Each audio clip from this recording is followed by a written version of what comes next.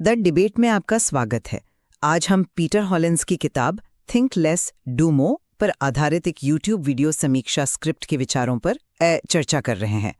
तो स्क्रिप्ट का सार है, भाई सफलता के लिए ज्यादा सोच में उलझने के बजाय सीधा काम करने पर ध्यान देना चाहिए।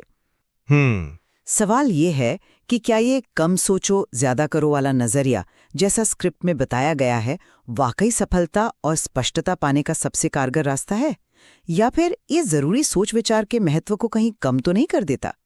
मैं इस एक्शन केंद्रित दृष्टिकोण का पक्ष लूंगी। और मेरा मानना है कि ये नजरिया सोच विचार की जो महत्वपूर्ण भूमिका है उसे शायद जरूरत से ज्यादा ही नजरअंदाज करता है। देखिए, मेरे विचार में तो ये स्क्रिप्ट ओवरथिंकिंग यानी हद से ज़्यादा सोचने की जो आदत है उसे एक बहुत बड़ी रुकावट के तौर पर बिल्कुल सही पहचानती है। ये एक ऐसा जाल है जिसे हमारे अपने डर और शक और मजबूत करते जाते हैं। स्क्रिप्ट में जो सुझाव दिए गए हैं, जैसे एक्शन बायस को अपनाना, मतलब काम करने की तरफ एक झुकाव रखना, भले ही पूरी प्लानिंग ना हो, छोटे छोटे कदम उठाना और इंस्पिरेशन या मोटिवेशन के बजाय अनुशासन पर भरोसा करना, ये सब मुझे लगता है कि इस जड़ता को तोड़ने के बड़े ही व्यवहारिक तरीके हैं। खास तौर पे स्क्रिप्ट का ये कहना कि एक्शन से क्लैरिटी आती है, ये बहुत महत्वपूर्ण है। ये दिखाता है कि स्पष्टता सिर्फ इंतजार करने या सोचने से नहीं, बल्कि मैदान में उतरने से मिलती है। मैं मानता हूं कि ये जड़ता, ये इनएक्शन एक समस्या है, और स्क्रिप्ट के कुछ उपाय, जैसे आपने कहा छोटे कदम उठाना या फिर अनुशासन का महत्व, ये उपयोगी है, इसमें कोई शक नहीं। लेकिन जिस तरह से स्क्रिप्ट एक्शन बायस पर लगभग आप कह सकते हैं कि एकमात्र समाधान की तरह जोर देती है और ये कहती है कि सोचकर स्पष्टता नहीं मिलेगी, वो मुझे थोड़ा चिंताजनक लगता है। ऐसा लगता है मानो किसी भी तरह की सोच, यहां तक कि जो जरूरी प्लानिंग या एनालिसिस है, उसको भी सीधे सीधे ओवरथिंकिंग मानकर खारिज किया जा रहा है। जबकि ओवरथिंकिंग का जाल एक सच्चाई है, हाँ, पर समाधान शायद आंख मूंद कर बस काम करना नहीं है, बल्कि सोच और कर्म के बीच एक सही बैलेंस बनाना है। और उस बैलेंस का जिक्र मुझे स्क्रिप्ट में कहीं दिखा नहीं। आपकी चिंता मैं समझ सकती हूँ, पर क्या एक्शन बायस का मतलब वाकई आंख मूंद कर काम करना है? स्क्रिप्ट का इशारा शायद इस तरफ ज्यादा है कि अक्सर हम प्लानिंग के नाम पर काम को टालते जाते हैं। वो जो डर है, शक है, वो हमें पहला कदम उठाने ही नहीं देता। एक्शन बायस उस शुरुआती, उस इनर्शिया को तोड़ने का एक तरीका है। एकदम से भले ही छोटा सा एक्शन हो, वो उस मेंटल ब्लॉक को पार करने में मदद करता है। ये बात तो सही है कि शुरुआत करना कभी कभी मुश्किल होता है, लेकिन सवाल यह है कि क्या हर स्थिति में सोचने से पहले करना ही सही है? स्क्रिप्ट का ये कहना कि सोचकर स्पष्टता नहीं मिलेगी, ये तो विचार प्रक्रिया का जो भी कोई पॉजिटिव कंट्रीब्यूशन हो सकता है उसे सिरे से नकार रहा है। क्या डायरेक्शन तय करने के लिए या कोई स्ट्रैटेजी बनाने के लिए जो सोच जरूरी है, वो भी ओवरथिंकिंग है?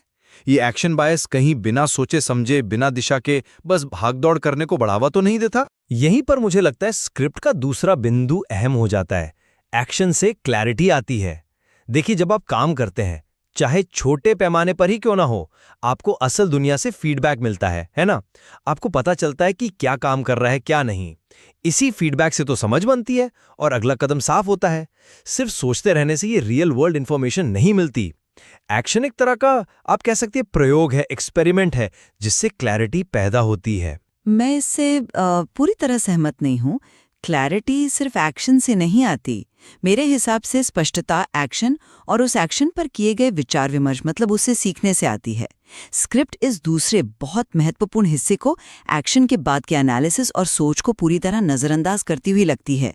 मान लीजिए आपने एक्शन ले लिया, ठीक है, पर अगर आप रुककर ये नहीं सोचते कि भाई नतीजा क्या रहा और क्यों रहा, तो आप तो वही गलती शायद फिर दोहरा देंगे।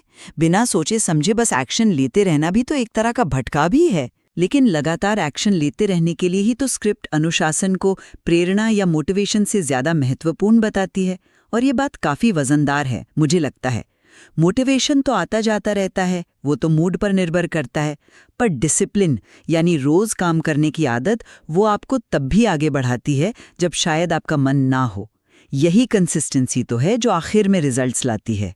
अनुशासन बेशक जरूरी है, इसमें कोई दोहराए नहीं, पर सवाल फिर वही घूम फिर कर आ जाता है, किस दिशा में अनुशासन? अगर आपने बिना पर्याप्त सोचे समझे कोई गलत दिशा चुन ली है, तो क्या अनुशासित होकर उस गलत दिशा में चलते रहना फायदेमंद होगा? डायरेक्शन तय करने के लिए, प्रायोरिटी समझने के लिए थोड़ी बहुत सोच विचार और प्लानिंग तो चाहिए ही। स्क्रिप्ट इस जरूरी सोच को, ऐसा लगता है, ज्यादा महत्व देती नहीं दिखती। शायद यहीं पर छोटे कदम वाला सिद्धांत काम आता है।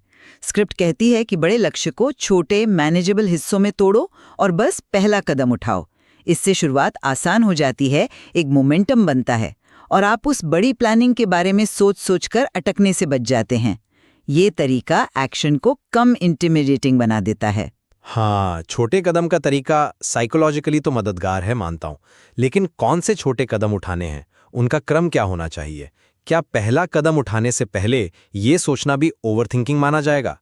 यहीं पर मुझे लगता है कि स्क्रिप्ट सोच और कर्म के बीच जो एक संतुलन बनाने की जरूरत है, उसे अनदेखा कर देती है और सारा जोर पूरी तरह से कर्म पर डाल देती है। तो संक्षेप में कहूं, मेरा मानना है कि ये YouTube समीक्षा सही मायनों में दर्शाती है कि अक्सर हमारी जो प्रोग्रेस है वो सोच में नहीं बल्कि एक्शन लेने में रुकी होती है। एक्शन बायस, छोटे कदम और अनुशासन जैसे सिद्धांत हमें उस रुकावट को पार करने में मदद करते हैं और अंततः काम करके ही स्पष्टता और सफलता मिलती है। और मेरा निष्कर्ष ये है कि जहां स्क्रिप्ट निष्क्रियता तोड़ने के लिए कुछ व्यावहारिक नुस्खे जरूर देती है, वहीं एक्शन पर इसका अत्यधिक और एक तरफा जोर सोच विचार को लगभग गैर जरूरी बताने की हद तक एक अधूरा या कहूं कि असंतुलित चित्र प्रस्तुत करता है। प्रभावी ढंग से आगे बढ़ने के लिए अक्सर सोच और कर्म दोनों के एक बैलेंस्ड मिक्सचर की आवश्यकता होती है। निश्चित रूप से ये समीक्षा कम सोचो ज्यादा करो के विचार को मजबूती से सामने रखती है। बिल्कुल, और ये श्रोताओं पर निर्भर करता है कि वे अपनी जरूरत और अपनी परिस्थिति के अनुसार सोच और कर्म के बीच अपना सही संतुलन कैसे बनाते हैं। यकीनन इस विषय पर इस स्रोत सामग्री में और भी बहुत कुछ समझने और खोजने के लिए है।